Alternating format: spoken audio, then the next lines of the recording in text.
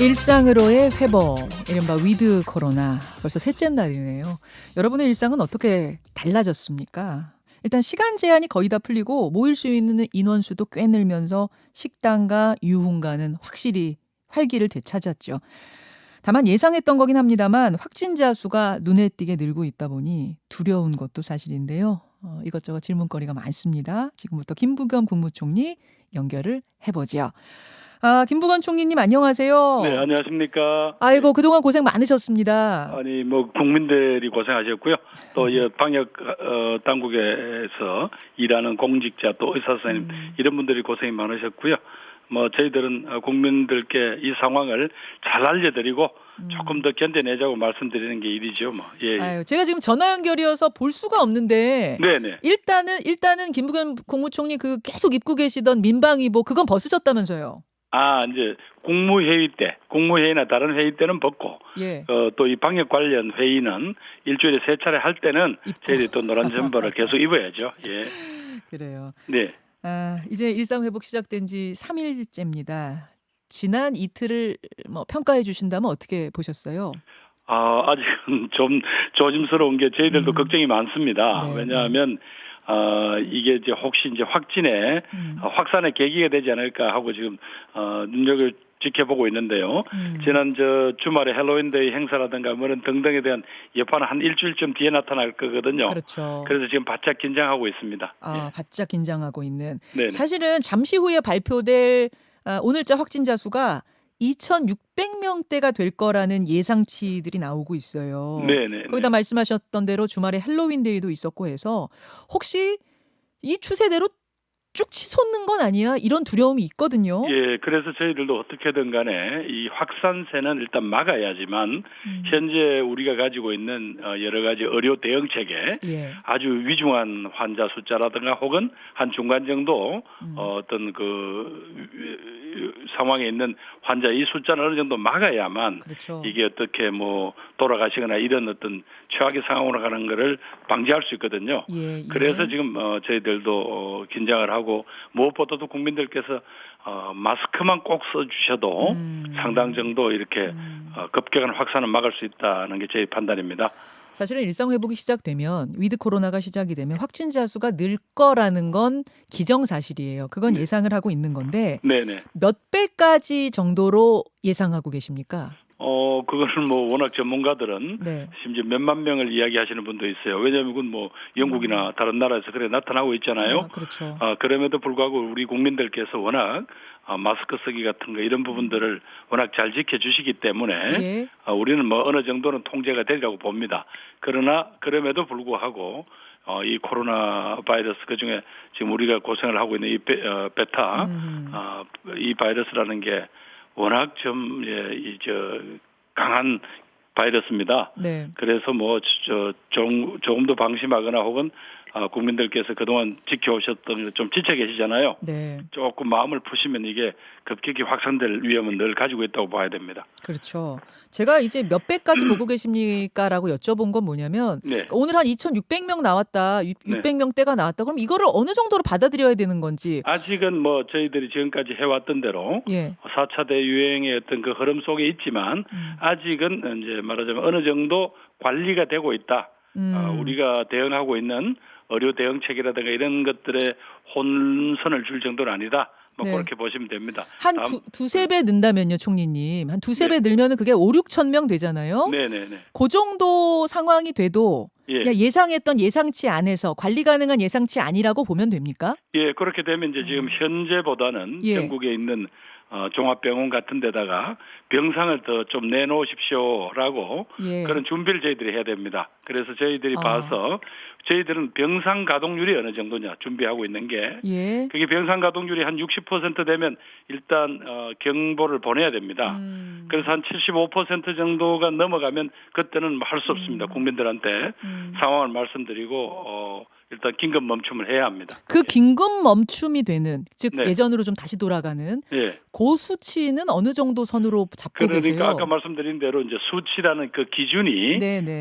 이렇게 확진자 숫자 기준이 아니라 예. 우리 의료 체계가 감당할 수 있는 예. 병상이라든가 준비된 거 이런 걸 보고 결정을 하겠다는 건데 뭐 그런 상황은 막아야죠. 뭐 그리고 그래도 우리 국민들께서 어제 뭐 야구장 같은 데서도 예. 다 마스크를 쓰고 응원하시고 이런 걸 보면 우리 국민들께서 정말 그런 상황으로 가서는 안 된다라는 마음이 절박해서 네. 또 모두 협조해 주는 것 같아서 감사드리고요. 다만 야구장에서 너무 응원을 하시는데 고함을 많이 치시면 또 이 바이러스가 또 새어나가거든요. 그래서 그 점은 조금 그렇죠. 조심해 주셨으면 좋겠습니다. 그 얘기를 하셨으니까 제가 좀 질문 드릴게요. 치맥은 되는데 왜 함성은 안 되냐? 어제 이 뉴스가 많이 본 뉴스에 뭐 올랐을 정도로 관심이 많았어요. 그러니까 말하자면 마시고 드시고 하는 거는 저희들이 어떻게 요청을 할 수 있지만 어떻게 해볼 도리가 없잖아요. 예, 예. 그렇지만 함성 지르는 거는 조금만 줄이시면 되지 않겠습니까? 네. 예. 그리고 치맥을 드시다가 함성을 지르면 이게 침이 다 튀거든요. 그러니까 이제 하나만 예. 하셔라 이런 의미로 이해하면 될 것 같아요. 예, 그렇습니다. 예. 어제 중수본에서는 하루 확진자 수 10,000명 정도, 1만 명 정도에 달하면 아마 긴급 멈춤에 들어가야 될 거다. 이렇게 수치 확진자 수로서도 좀 얘기한 게 있긴 하더라고요. 많은 논의 과정에서 뭐 그런 의견들도 나왔을 겁니다. 그런데 현재 우리가 가지고 준비하고 있는 현재의 대응 체계로 보면 네. 지금 현재 하루 확진자 숫자가 뭐 숫자로 이렇게 할 수는 없지만 그 감당할 수 없는 수준이다라는 게 나오면 일단 경고를 국민들한테 또 이렇게 요청을 하겠습니다. 그래서 국민들이 마음의 준비를 하실 수 있는 그런 정도 시간은 될 겁니다. 그리고 그때부터는 아까 병상을 더 추가로 확보한다든가 이런 준비를 해야 되겠죠. 네. 아니 제가 자꾸 이 질문 왜 드리냐면 솔직히 이러다가 금방 다시 전으로 돌아가는 거 아니야? 다시 발 묶이는 거 아니야? 이런 얘기들을 하도 많이 하셔가지고요. 이제 그런 마음으로 가지고 개인 방역 지켜주시면 네. 그러면 우리가 이렇게 통제할 수가 있습니다. 예, 그러면 안 돌아갈 수 있다 그 말씀이세요. 알겠습니다. 계속 이제 우려되는 얘기만 우리가 했는데 네네. 반대 상황을 생각해 보죠. 큰 무리 없이 안정적으로 일상회복 1단계, 2단계, 3단계 각 6주씩 진행이 된다 쳤을 때 순조롭게 진행이 됐을 때 마스크는 언제쯤 벗을 수 있는 걸까요? 예, 이제 뭐 김 선생님 말씀하신 대로 네. 우리가 이제 우리보다 앞서서 이른바 일상으로 되돌아갔던 나라들을 계속 지금 저희들이 벤치마킹 하고 있지 않습니까? 예, 예. 거기 보면 결국은 뭐 영국 같은 나라는 지금도 하루 확진자 수가 몇만 명이란 말입니다. 맞습니다. 그렇게 우리가 그런 상황으로 갈 수는 없어요. 우리는 뭐 워낙 그 정도까지는 감당하기가 어렵습니다. 네. 그러면 어떻게든 어느 정도 통제를 해가면서 이른바 저희들이 처음 밝힌 대로 점진적으로 단계적으로 그렇게 일상 회복을 추진한다면 아까 말씀하신 대로 1단계, 2단계, 3단계 이후에는 어느 정도 일상으로 돌아갈 수 있을 텐데 그때도 예를 들면 네. 현재 이 코로나 바이러스가 통제되는 수준이 정말로 네. 일반 감기 수준이다라는 정도가 되면 국민들이 그걸 충분히 느끼시겠죠. 또 의료 대응도 그렇고 네. 그런 상황이 이제 온다면 아까 말씀하신 마스크를 벗을 수 있지만 지금은 마스크를 벗으면 너무 저희들이 보기에 위험하다고 보는 거예요. 물론 지금은 당연하고요. 네. 3단계까지 갔을 때도 지금 예, 마스크 그때도, 벗는다고 확정은 못한다 그 말씀이시죠? 그렇죠. 마음은 예. 다들 저희들 굴뚝 같습니다만은 그게 오케이. 혹시라도 잘못된 시그널이 될까봐. 다른 그런 신호가 오케이. 되면 그러면 안 되니까요. 3단계 가더라도 그때 아예 한 일반 감기 정도 수준으로 통제가 된다. 뭐 먹는 약도 자유롭게 먹을 수 있고 이 정도가 그렇게 됐다 되면, 했을 때 마스크 벗는다. 예, 그렇게 되면 아무래도 오케이. 저는 뭐 고점엔 또 전문가들은 네. 그것도 조심스럽다고 이야기를 합니다. 예, 그럼에도 불구하고 이제 그런 상황이 되면 알겠습니다. 우리 국민들이 일상에 네. 어느 정도 이 바이러스하고의 싸움을 어느 정도 이겼다고 봐야 되겠죠. 예. 김부겸 총리 지금 만나고 있습니다. 총리님 나오셨으니까 이 코로나 외에도 질문을 한 두어 가지 정도만 좀 더 드리고 싶습니다. 네. 우선 재난지원금 얘기인데요. 예. 6차 전 국민 재난지원금이 더 필요하지 않겠느냐. 최소 30만 원에서 한 50만 원 정도를 더 줘야 되지 않겠느냐는 민주당 대선 후보 이재명 후보의 제안이 있었습니다. 가능합니까? 글쎄, 뭐 후보께서 뭐 정치적 공약을 하신 건데 제가 너무 말씀드릴 수는 없는데 현재로서는 뭐 당장 뭐 재정은 여력이 없죠. 뭐 왜냐하면 금년 예산은 이제 한 두 달이면 집행이 끝나는 거고요. 예. 거긴 더 이상 여력이 없고 예. 내년 예산은 지금 아직 국회 뭐 심사 들어가 있으니까 무슨 국회에서 뭐 논의를 해주면 몰라도 지금 정부로서는 오히려 그런 방식보다는 네. 지금 소상공인 자영업자들의 피해 한 1년 반 이상 누적된 이분들 예. 그중에서 이제 손실보상법으로 도와드릴 수 없는 분들이 너무 많아요. 예. 한 지금 봐서는 저희들이 한 250만 내지 300만 정도 되는 이분들을 어떻게 돕느냐 하는 게 지금 정부로서는 제일 시급한 일입니다. 다만 뭐 후보께서 공약을 한 거야 저희 정부로서는 뭐 뭐라고 드릴 말씀이 없죠. 근데 이 공약이라는 게 한참 후 공약이 아니라 지금 제안하면서 정책으로서 이제 곧바로 시행하자는 의미의 굉장히 적극적인 것이었거든요. 아니 그러니까 뭐 적극적이라 하더라도 자 금년 예산은 이미 이제 저희들이 곧 이제 집행 2달밖에 안 남았잖아요. 예. 그렇다고 국회에서 그걸 이제 이른바 또 예산을 추가 경정 예산을 만들어줘야 되는데 내년 예산 심사하면서 금년 예산을 또 추경을 하시지는 않을 거 아니에요 국회가. 그렇잖아요. 국회가 새로 예산을 또 다시 짜주시지는 않을 거 아니에요. 네, 네. 금년 2달 남은 예산을. 그렇죠.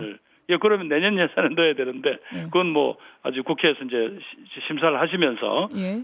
국회에서 무슨 결정을 하시겠죠. 그러나 정부 입장에서는 지금 오히려 그것보다는 어떻게든 이번에 손실보상금에 제외된 뭐 여행업, 관광업, 숙박업 이런 분들 어떻게 돕느냐가 지금 제일 시급한 과제입니다. 알겠습니다.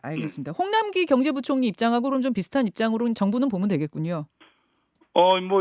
재정 당국이 늘 국민들한테 이제 미움을 받고 있는데 재정 당국 입장에서는 쓸 수 있는 쓸 수 있는 뭐 재원이라는 게 빤하거든요. 빤해요. 막 여기저기서 무슨 어디 이 주머니 저 주머니 막 뒤집으면 돈이 나오는 그런 상황은 아니지 않습니까? 알겠습니다. 하나만 더요. 국회 정무위의 여당 간사이자 이재명 캠프에서 활약했었던 김병욱 의원이 어제 비트코인 같은 가상자산에 과세하는 거 유예해야 된다 기자회견했습니다. 이 가상자산 과세 문제도 홍남기 경제부총리가 강력히 추진했던 거, 정부가 강력히 추진했던 건데 이건 어떻게 생각하세요? 아니 저희들이야 소득 있는 곳에 과세한다는 거는 뭐 그것도 오래전부터 밝혔던 거고요. 우리 예를 들면 정권 거래를 하다가 이익을 나도 거기도 과세를 하지 않습니까? 이제 그런 점에서 도와주시면 좋겠고요. 유예하자는 겁니다. 하지 말자는 건 아닌데 2023년까지 유예하자 이런 제안이었더라고요. 그럼 뭐 당당히 국회에서 그렇게 논의해서 결정을 해주시면 되죠. 뭐 자꾸 정부한테 자꾸 떠넘기지 말고 당당하게 국민들한테 뭐 그걸 하시고 국회에서 그렇게 결정을 하시면 정부는 뭐 따를 수밖에요. 이건 왜냐하면 법을 바꿔야 되는 거니까. 법 바꿔야 되는 문제니까. 알겠습니다. 자, 30초 남았는데 질문거리 오랜만에 나오셔서 질문거리가 많네요. 네. 주택시장 상승세가 주춤하다. 예. 맞습니까? 예, 그건 뭐 여러 지표에 나타나고 있습니다. 실제로 고점을 찍고 하락할 것이다. 이것도 그렇게 보세요? 뭐 저희들은 그렇게 봅니다. 왜냐하면 여러 가지 선행 지표들 있잖아요. 앞으로 어떻게 그게 나타나고 있고요. 또 저희들이 보기에 조금 자전거래든가 허위 신고 같은 이런 건수를 제법 많이 저희들이 적발을 했습니다. 네. 시장을 교란하는 요인. 저희들이 이런 거 용서하지 않을 거거든요. 예. 그리고 또 바람이 아니라 실제로 하락세로 갈 것이라고 간다라고 보세요. 예, 그럼요. 그리고 생각을 해보세요. 지금 유력한 여야 대선 후보들이 이 부동산 문제 꼭 잡겠다고 이야기를 하시잖아요. 이거보다 이분들이 갖고 있는 여러 가지 부동산에 관한 지금 말씀 내용을 보세요. 어떻게 더 이상 집값이 떨 여지가 있는가. 알겠습니다. 너무 걱정하지 마시고요. 특히 정부가 공급 대책, 이건 서울시하고 국토부 사이에도 상당 부분 서로 간에 긴밀한 협의를 하고 있습니다. 그 점에서는 너무 내 집 마련이 혹시 꿈이 멀어지지 않는가 하고 그런 걱정 안 하셔도 됩니다. 여기까지 오늘 말씀 듣겠습니다. 김부겸 국무총리님 고맙습니다. 네, 감사합니다. 김현정의 뉴스쇼는 청취자 여러분의 참여로 이루어집니다. 트위터, 페이스북, 레인보우 게시판, 그리고 단문 50원, 장문 100원의 유료 문자 샵 1212, 우물정 1212 통해 참여하실 수 있습니다. 김현정의 뉴스쇼, 여러분과 함께 만듭니다.